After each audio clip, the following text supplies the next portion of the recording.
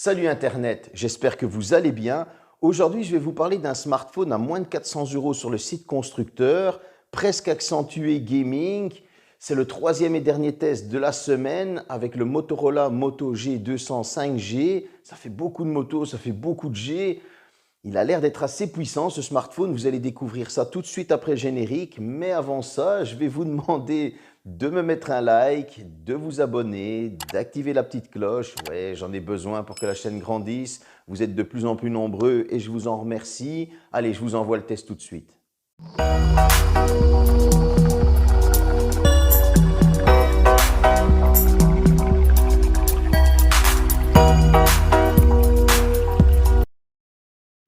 Je parlais avec certains d'entre vous sur Instagram de ce Moto G200 5G. Souvenez-vous, on en discutait fin décembre 2021. Donc, c'est clairement un smartphone milieu de gamme 2022, vu déjà son prix. Mais par contre, les specs, on touche sur le haut de gamme. Alors, est-ce juste du marketing ou en vaut-il vraiment la peine? On va diffuser tout ça au fur et à mesure de la vidéo. Mais tout d'abord, parlons du design. Côté design, on est tout de suite sur la lignée des Moto G, donc ce côté assez robuste pour un poids de 202 grammes qui est très bien réparti. On ne sent pas une différence entre le bas et le haut du smartphone. Mais ce côté robuste, il faut faire des concessions pour le prix. Donc il a un dos en plastique bleu nuit avec cet effet mat qui ne prend pas les traces de doigts et ça fait super plaisir. En plus de ça, vous avez une coque qui est fournie par Motorola, ça fait encore plus plaisir. Mais si on revient sur le côté robuste, Motorola l'a retravaillé en lui donnant une touche d'élégance. Je trouve qu'il est devenu beaucoup plus élégant que ses petits frères. Les blocs optiques ont été intégrés au châssis et franchement, ça a son petit effet et ça donne super bien. Sur la tranche droite, on va retrouver le bouton de déverrouillage, verrouillage, lecteur d'empreintes, avec le bouton du volume juste au-dessus. Sur la tranche gauche, le tiroir de carte SIM a disparu, il a été déplacé, mais on a mis le bouton de l'assistant qui, vous le savez, pour moi, il est un peu obsolète et sert à rien. Sur le haut du smartphone, on va retrouver un micro. Et sur le bas du smartphone, on retrouvera le tiroir de carte SIM, le lecteur USB type C, un second micro, et le petit haut-parleur. Pour ce dernier, le son est certifié Dolby Atmos comme toujours par Motorola, alors c'est à activer dans les paramètres. On va pouvoir aussi activer le mode intelligent ou directement le mettre en mode film, gaming, musique, c'est à vous de choisir. En tout cas, moi, j'ai ce petit regret qu'il n'y a qu'un seul haut-parleur. J'aurais préféré un haut-parleur stéréo. Pourquoi? Parce que j'aurais eu une meilleure immersion dans mes films ou dans mes jeux vidéo. Ça, c'est mon avis personnel. Ce petit haut-parleur est assez bon, quoique le son est un peu trop tiré vers les médiums et les aigus à mon goût. Parlons maintenant de l'écran. Ce dernier est un LCD, donc on aurait aimé de l'AMOLED, mais il a fallu faire des concessions pour le prix. Mais malgré le LCD, Motorola a bien travaillé son écran. C'est du 144 Hz, vous allez pouvoir choisir le mode automatique, 60 Hz ou fixé en 144 Hz. Moi, je le mets toujours en automatique parce que c'est le smartphone avec son intelligence artificielle qui va gérer tout ça pour avoir une meilleure optimisation et une meilleure autonomie. Alors, en plus du 144 Hz, il est HDR10+, et ça fait super plaisir. Les couleurs sont assez fidèles. Moi, j'ai toujours ce réglage qui est mis en saturé parce que c'est ma préférence. Ça, c'est au goût de chacun. Sur cet écran, on retrouvera aussi un menton qui est assez présent, mais ça, on a l'habitude pour cette gamme de smartphones et cette gamme de prix. Et on aura une caméra selfie de 16 mégapixels en poinçon avec une ouverture de 2.2. Vous verrez les résultats tout à l'heure dans la partie photo. Tant qu'on parle du capteur selfie avant, justement, parlons des capteurs photo que l'on va retrouver à l'arrière, ceux qui donnent cet aspect un peu plus élégant, qui ont été mieux intégrés au châssis. Ils sont au nombre de 3. Alors, qu'est-ce qu'on va retrouver dans ces capteurs? On va retrouver un premier capteur principal autofocus avec détection de phase de 108 mégapixels avec une ouverture de 1.9. On retrouvera ensuite un ultra grand angle de 8 mégapixels avec une ouverture de 2.2. C'est toujours un autofocus. Et on va retrouver un troisième capteur qui va calculer les distances de 2 mégapixels avec une ouverture de 2.4. Celui-ci nous permettra de faire de la macro. Vous allez voir ce que ça donne en image. Je suis parti au parc de Shore. Alors là-bas, il y a 7 géants. Je n'ai pas pris les 7 géants en bois forcément. Ce sont des œuvres d'art de Thomas Dambord. Le parc de Shore, pour ceux qui connaissent, on n'est pas loin du site de la Tomorrowland. Je vous ferai un petit clin d'œil avec une vidéo que j'ai prise là-bas. En tout cas, ce smartphone est capable de filmer en 4K 60 images par seconde, en 8K 24 images par seconde et forcément en Full HD 60 images par seconde. Je vous fais un petit melting pot des vidéos. Je vous laisse découvrir le parc de Shore. On revient ici et on en discute.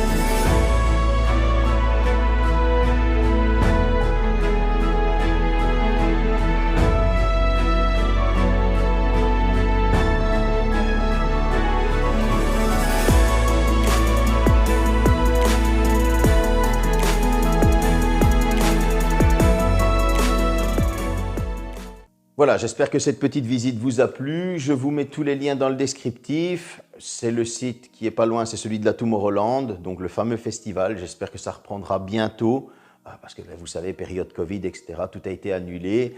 Je vous conseille d'aller visiter ce parc, d'aller voir ses œuvres d'art. Je vous conseille aussi d'aller à la Tomorrowland. Franchement, c'est un super festival. Concernant la photo, moi j'ai préféré désactiver une petite option que je vous conseille si vous aimez les photos plus naturelles. Le smartphone aura tendance à retravailler la photo et à la lisser. Alors pour celui qui aime les photos plus naturelles, voilà, je vous conseille de désactiver cette petite option. Pour ma part, en tout cas, la photo elle est assez validée. Maintenant, on ne va pas lui mettre un 10 sur 10 en photo, mais il mérite un petit 8 sur 10. On a parlé de la photo, on a parlé du son, du design, de l'écran. Maintenant, on va parler de ce que beaucoup de gens attendent, c'est-à-dire les specs purs, les benches et les jeux vidéo. Que comporte ce G200? Ce G200 est équipé d'un Snapdragon 888+. Alors, c'est une version améliorée du 888. Il est accompagné d'un GPU Adreno 660, 8 Go de RAM et 128 Go de stockage. Je vous arrête tout de suite. Certains vont me dire, 8 Go de RAM, c'est peu quand même. Eh bien, figurez-vous que Motorola a encore réussi à optimiser son téléphone et franchement, il l'a bien optimisé. Pour la simple et bonne raison que au Geekbench, au simple cœur, il m'a sorti un score de 1051 et au multicœur, un score de 3299. C'est vrai qu'on pourrait faire encore mieux, mais ce score est très très bon. À l'Antutu Bench, il m'a sorti un score de 807 241.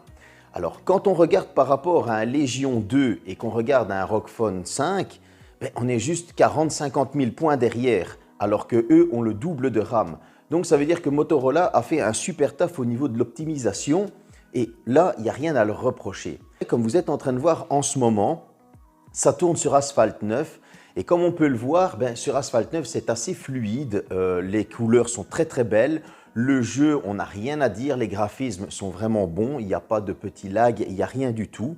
Ensuite, si on part sur du Genshin Impact, là franchement c'est juste du pur bonheur et je vais vous expliquer ce que j'ai fait avec Genshin Impact. Je l'ai utilisé en console de jeu. J'ai chargé le téléphone au maximum, j'ai commencé à jouer à Genshin Impact et j'ai voulu voir combien de temps je pouvais jouer en continu. Alors Genshin Impact, j'avais les graphismes au maximum, j'étais en 60 images par seconde et j'ai joué pendant plus de 3h30. Ça veut dire que j'ai joué le temps d'une batterie de Switch, donc ça veut dire que je me suis fait une bonne partie de jeux vidéo sur Genshin Impact, de quoi se faire réellement plaisir. Ensuite, je suis parti sur Fortnite. Alors sur Fortnite, j'avais les graphismes en épique, j'étais en 30 images par seconde. Le jeu est assez stable, il n'y a pas de chute de framerate, il n'y a pas non plus de bug ou de lag. Le jeu reste toujours très fluide au niveau de l'écran. En tout cas, moi, je n'ai pas vu réellement un seul souci sur Fortnite. Et ça, à chaque fois, je vous le dis, Fortnite est un des jeux les plus gourmands. Donc, personnellement, pour moi, le téléphone a fait son travail. Mais je me suis dit, on va essayer un quatrième jeu. Et forcément, on est parti sur du Call of Duty Mobile. Alors, sur Call of Duty Mobile, encore une fois, tous les paramètres étaient au maximum. J'ai voulu jouer, j'ai fait des parties en ligne uniquement. Et là, encore une fois, le smartphone a fait un travail de fou pour la simple et bonne raison que les FPS étaient très stables, que le jeu était très bon graphiquement, que ce soit en colorimétrie, que ce soit en fluidité. Je n'ai pas vu un seul souci au niveau de Call of Duty Mobile comme au niveau des 3 autres jeux. Comme vous l'avez entendu, j'ai joué pendant plus de 3h30 à Genshin Impact, donc vous allez me dire, mais qu'est-ce qu'il vaut ce téléphone en autonomie? En autonomie, ce téléphone a réussi à tenir en utilisation modérée, c'est-à-dire, on va dire un peu de polyvalence avec du réseau social, de la vidéo, de la musique, je me suis baladé avec, répondre au téléphone, etc. Et là, j'ai réussi à tenir 2 jours et demi, 3 jours, c'est-à-dire qu'en le débranchant un lundi matin, il est mort le mercredi soir, plus ou moins. En fin de soirée, il était 23 h. Donc, c'est une autonomie qui est assez correcte. Par contre, quand je lui ai demandé beaucoup plus d'intensivité au niveau des jeux vidéo, au niveau de la vidéo, ce smartphone a réussi à tenir 1 jour et demi à 2 jours maximum. Si on reprend encore une fois un exemple, je l'ai débranché le lundi matin et le mardi soir, plus ou moins, il fallait le charger. Ce qui reste quand même une très bonne autonomie car il a une batterie de 5000 mAh. C'est un Snapdragon 888+, donc c'est très gourmand, c'est très énergivore. Jusque-là, pour moi, c'est une autonomie très correcte. Il n'y a pas à maltraiter au niveau de l'autonomie. Maintenant, au niveau de la charge, c'est un chargeur de 33 watts qui est fourni. Merci Motorola.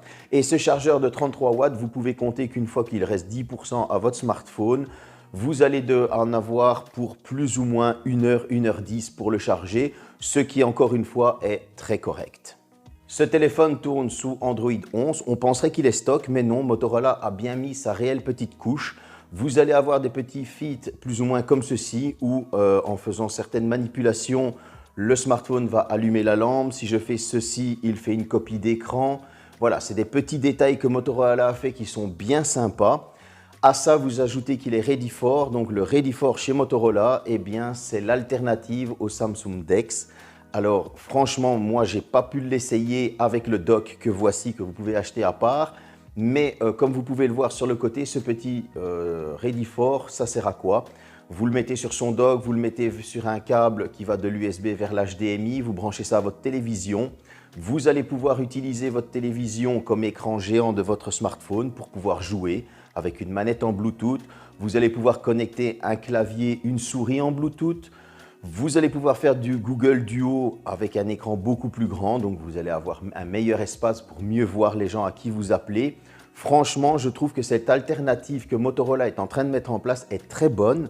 Pour moi, c'était une grosse surprise de découvrir ça, en tout cas, et j'ai été fouiller un petit peu plus dans les paramètres de leur mini surcouche, et moi, j'ai très bien apprécié, en tout cas, ce que j'ai vu. Parlons maintenant des défauts. Dans les défauts, il y a un défaut qui en est un sans en être un, c'est le design. Alors ce design est très élégant parce qu'on a amélioré les choses avec les capteurs photo, comme je vous ai dit, mieux intégrés au châssis, etc. Mais par la même occasion, ce n'est pas un design qui est très porté gaming. Ça veut dire que là où le haut-parleur est mis, eh bien, quand vous posez vos mains pour jouer, ça va gêner un petit peu.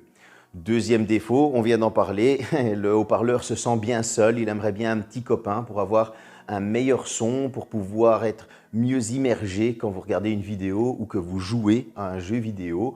Donc voilà, ça c'est le deuxième point négatif. Troisième point négatif, le bouton de l'assistant pour moi qui n'a plus besoin d'être là. Mais bon, ça c'est au goût de chacun.